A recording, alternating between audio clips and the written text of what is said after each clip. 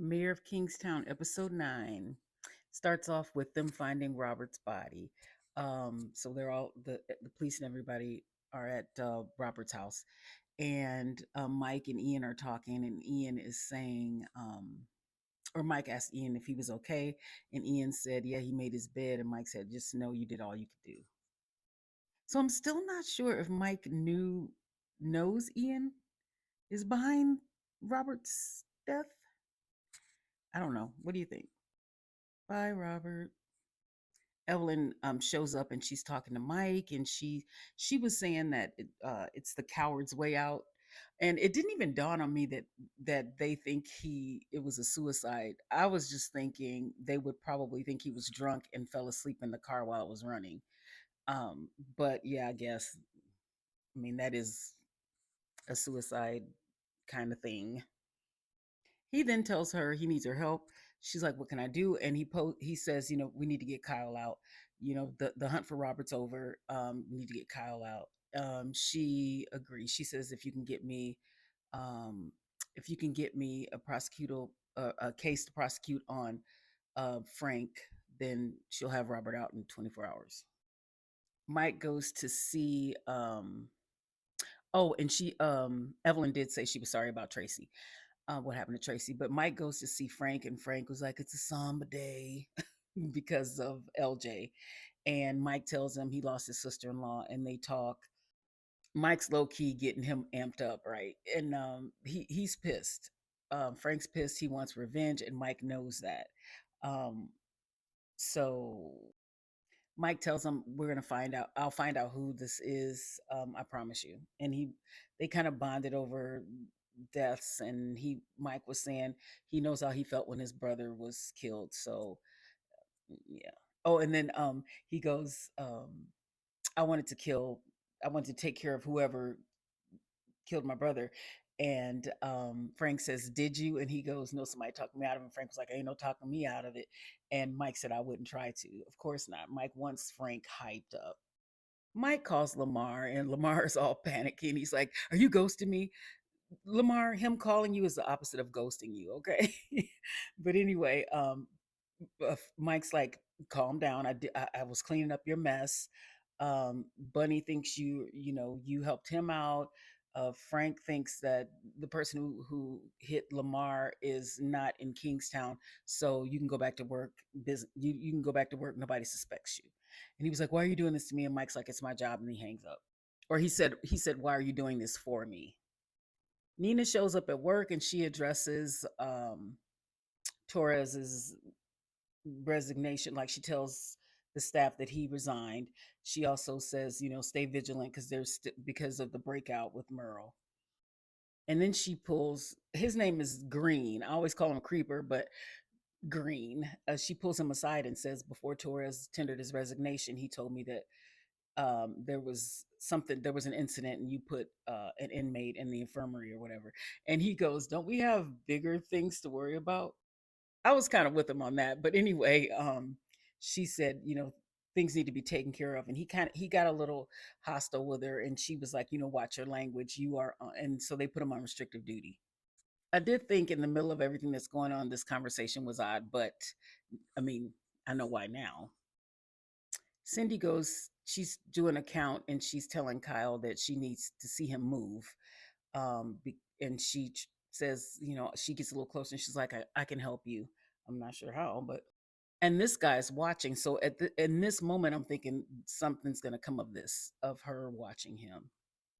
Cindy leaves, and then Kyle takes a pill. They said he refused sedation, so I'm surprised he's taking pills, but. hmm. I mean, I know those are the ones that he got from Callahan, but I'm just saying.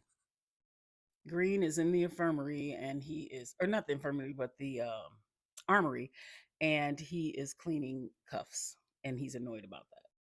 This scene was weird. This cop handing him Tic Tacs and telling him he needs them. That was weird, but I guess that's just showing the pile-on of everybody kind of picking on him, so to speak, and what happens later. Mike's meeting with the lawyers about getting Kyle out and signing the papers. Everything's kind of going according to plan. He shows up to see Kyle to tell him that he needs to sign the papers so he can get out. Cindy tells him she can't get anything out of Kyle. He's borderline catatonic, and she has to check his breathing. And Mike's like, "Well, I have to see him." Mike goes to see him, and he tells him that we're going to get you out. Kyle's like, "It's too late." Mike says, "You can't give up now. We're all we have. We're going to handle this. Just hang in there." He gave a touching brotherly speech. He did. He's just hurting watching Kyle hurt. Right after that, he goes to he sees Nina. He's leaving, and they're talking about what happened. And she said, "It's impressive. You got him out. You're going to save your brother's life." He was like, "We'll see."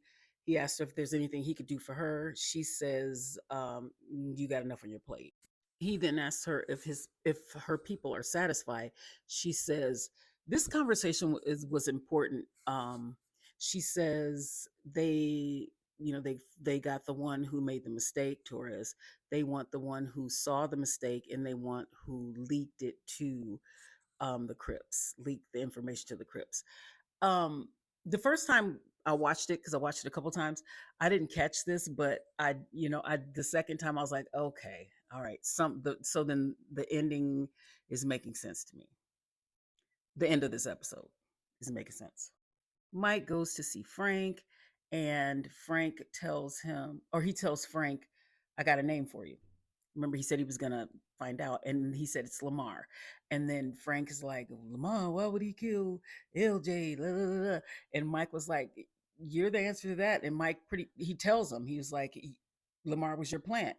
You tried to off Bunny." And I was thinking, why are you I mean, okay, I should have more faith in Mike. But I'm like, ooh, why is he telling that? Just briefly. And then I'm like, okay, this is the plan. Um, so he tells him, so Frank says, "How long have you known this?" And he said, "It doesn't matter. It's not rocket science." And he said, "If you want to take another hit at Bunny, so be it, whatever." And Frank is like, he was like, "So you'd be okay if I took another hit with at Bunny?" But this is the face he made when he found out Mike knew. And Mike said, "I don't know. I don't care." He was like, my brother's hanging on by a thread. And Mike really sold it. He was like, "I don't care what you do. I just want peace. I'm tired of this town. I'm tired of everything. I'm just tired," right? Although we know Mike, and that definitely wouldn't be his attitude. But Frank doesn't know Mike like he thinks he does. So Mike leaves. He's like, "Whatever you're going to do, you're going to do whatever. I just want peace in this town." The lawyer calls Mike and says, "Kyle signed the papers." Mike calls Ian. Ian, who is, I didn't realize when I was watching the credits, Ian is an executive producer and writer of this show. I mean, I know it shows on the credits, but I just never paid attention to it. But yeah. Hmm. Anyway, so Mike calls Ian and tells him he needs to get to an address. And he tells him, "You're gonna catch Frank in the act, don't mess this up." And Ian's like, "Bet." Ian's always down. Lamar finally leaves the house and gets taken by who? I was confused at this. Well, I thought it was Frank's people who took him. I was a little confused on this part. They show Callahan getting something to eat, and he's on the phone with someone, so we don't know who that is. And he said, "Yeah, I'm far away, and I'm whatever." He was doing his rambling on, and then he said, "Let me get back to my food." And then he started eating these dry, it was like four dry, really dry burgers. But anyway, they look dry. But anyway, he starts eating. I don't know what that was about. I guess to let us know he's on the phone with someone. I don't know who it was.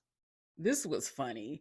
Mike went to go pick up Bunny from the hospital, and Bunny's all frustrated and he's ready to get out. And Mike was like, KPD's gonna pick you up and take you to a safe house. He's like, "No, they're not. I'm going home." And then Mike goes, "Okay." And then Bunny's like looking for his shoes, and Mike's like, "Calm down." And then he finds his shoes, and and Bunny goes, "Put them in my bag, my Louis Vuitton bag." And he was like, "I got your shoes." Mike's like, "I got your shoes. I put them in your bitch bag." And they were just like going back and forth. And Bunny was like, "You're right, Mike.